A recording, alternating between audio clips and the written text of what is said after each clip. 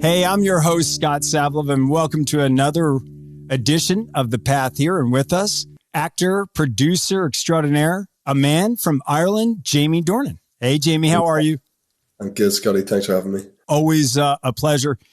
You know, when I first met you, some friends had said, there's a guy coming over. You love him. He's a great guy. Go play golf. You had never played a golf course in Los Angeles. We met up, and the guest that we had with us was Andy Roddick. Correct. And I come to find out years afterwards that you're an Andy Roddick enthusiast. You were a fan growing up of Andy Roddick.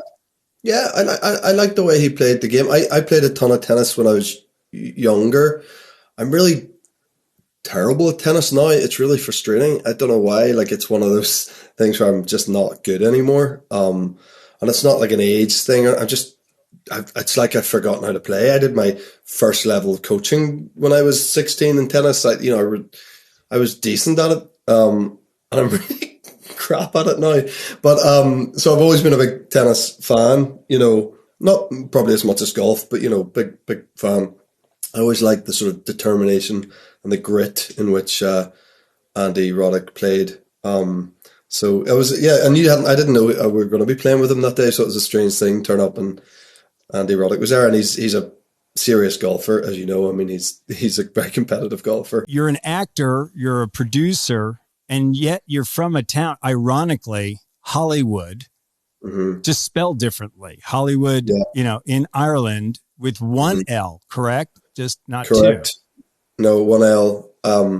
There's probably a time, hundreds of years ago where it was called Holywood, but in my lifetime and generation before me and before them, it's always been Hollywood. Like, it's just called Hollywood. So, it's strange to have ended up working in Hollywood, being from a place called Hollywood. But it's now famous. Like, it's famous because Rory McIlroy's from Hollywood. So, like, if you're going into Hollywood now, it has and has done for 12 years or so. If you're going to Hollywood now, it has signs on the way into the town saying, "Welcome to Hollywood, home of Rory McIlroy." It's his town. I've nothing to do. They've long forgotten about me. It's all about Rory. What's your memory of the town of Hollywood and your upbringing in that? Friendly people, real community vibe. It's 6 miles outside of Belfast. The whole of Northern Ireland, the whole of Ireland really is, there's an openness to people. I think that, and there's a sort of desire to please people and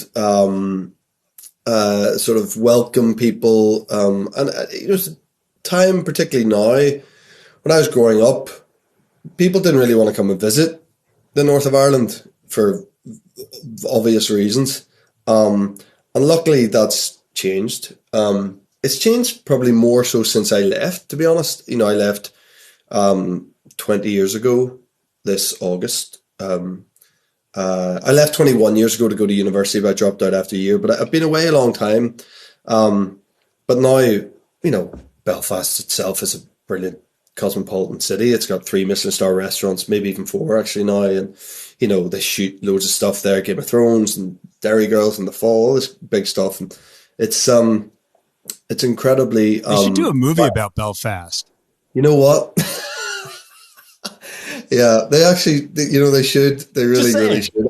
I'll get on that. I know some people. Leave that with me. But, I had Hollywood, it's sort of its own energy outside of Belfast, It's a fairly good mix of Catholic Protestant, which isn't the case everywhere in that part of the world. There's some great schools, but I went to school in Belfast. But Hollywood's right on the sea. There's a Belfast Lough there, which goes out into the Irish Sea. Some great golf courses around there.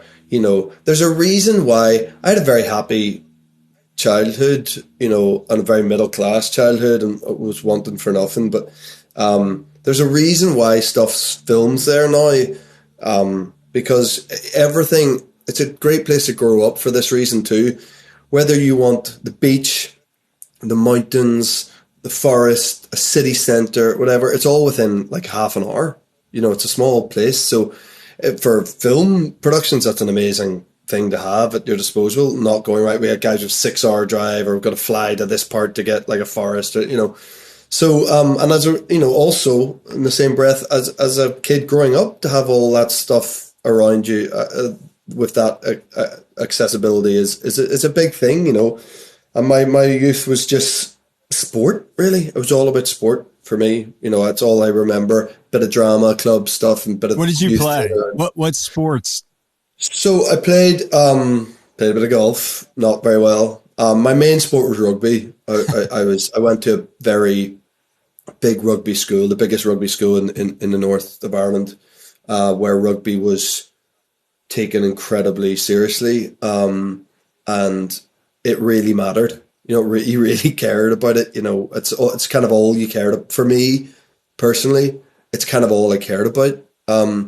I saw school as a place to make friends, try to meet girls and get confidence there, and play rugby, really. And I got most of I wasn't great with the girls, but I've got the same group of mates that I've had since I was a very young man today still, and that school gave me that, and rugby gave me that. So that was a big thing. And track and field, what we call athletics, you call track and field, but yeah, I sprinted competitively at school. So yeah, I was just very active, and even where we lived, I was so happy just with a ball, any shape of ball, any kind of ball. Just give me a ball and a patch of grass. Even now, Scott, I'm like that now. Like, you know, essentially, I turned 40 in very, very soon. I'm still like that. Like, give me a ball and I'm just totally happy. That's all I need. It's so simple. I don't care, you know, what the circumstances are. If I have a ball, ideally I have people to play with the ball, whether it's rugby ball, soccer ball, whatever. But that's my happy place. What did your parents do? So my dad was an obstetrician, gynecologist, very, very prominent one, where we came from, delivered over 6,000 babies in Belfast. So wow. When you think that there's only 1.5 million people in the whole of Northern Ireland, that's a lot of babies. So it's, you know, so many times people coming up to me in bars and restaurants, whatever, when I'm at home. Particularly as things I've become recognized or whatever, I'm always like, oh, they probably like me in this job or this, and they're like, all they want to say is, you know, your dad delivered me, or your dad delivered my brother, or whatever it is. So he had that kind of name. That's at cool, home, though. You know, yeah, very cool. He was very beloved at home, and you know, very much. He spent vast majority of his career at the same hospital. The Royal Maternity, which is at the Royal Victoria, which is in the middle of West Belfast. So a real hot spot for division around there, and a lot of the problems in Belfast were around that area. But if someone needs to give birth, that's not a religious thing. They go to the safest place, and so as a result, I think my dad. I lost my dad just over a year ago, and as a result, you know, when there was from both prominent figures from both sides of the religious divide came forward and had very lovely things to say about my dad because of the position that he held and where he held it for so long. So dad was a very impressive doctor, professor in medicine. My mother died when I was young. I was 16, and mom was a nurse originally. That's how dad and her met. They met at they used to have a sort of communal hospital swimming pool, outdoor pool in Belfast, which wouldn't have got a lot of use, as you can imagine. And my mum was climbing. My mum was a terrified swimmer. Like, she was really scared of the water. So I always find the way they met crazy, because mum hated swimming and really couldn't swim very well. But she was in the pool and she was climbing out of the steps, and my dad saw her climbing out of the steps, and that was it. And then actually, when that pool then got filled in to make a car park 25, maybe 30 years ago, dad recovered the steps. So we had these pool steps at our really? House that I grew up in, that my dad first saw my mother on. So yeah, she was a nurse, and then once she had, I have two older sisters. So once she had kids, she worked in antiques. She worked in an antique shop for a long time. She worked as a Heinz baby food advisor for a while, like lots of different little things. Never went back to the nursing, but Right. yeah, but I was very lucky with my It sounds pretty romantic, though, for your dad to have gotten those, as significant as those pool steps are. Yeah, it was an amazing thing. And I then weirdly I met my wife on some steps at a friend's house. It's not, they don't have the house anymore. I proposed to my wife on the same steps. And then when they were selling the house, I asked, could I get a little piece of the steps?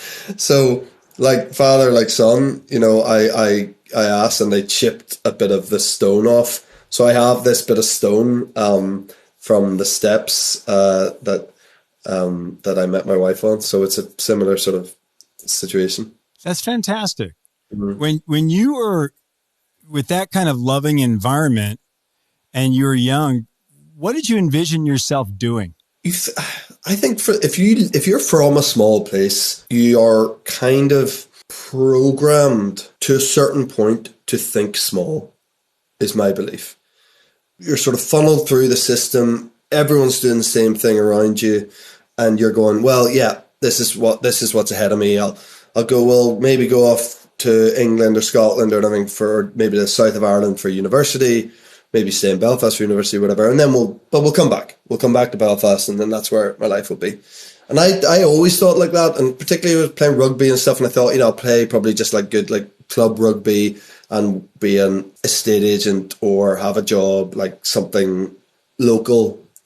And I think it's actually, to be honest with you, Scott, it took my mum dying to, obviously it does something to you in a massive way, changes your entire being and sense of self and vision of the future when something like that happens to you. But then 4 of my mates were killed in a car accident a year after my mother died.